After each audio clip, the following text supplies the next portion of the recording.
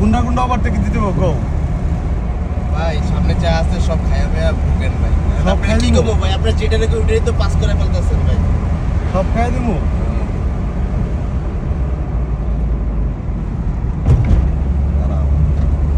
সিরিয়ালে যা বলবো সব খাই দিয়ে যাবো।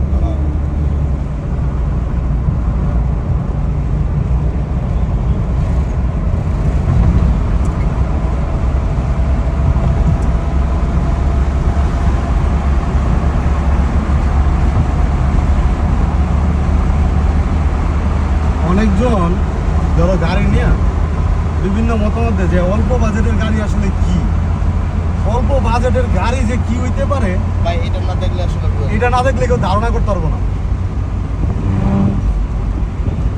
ইরশাদ ভাই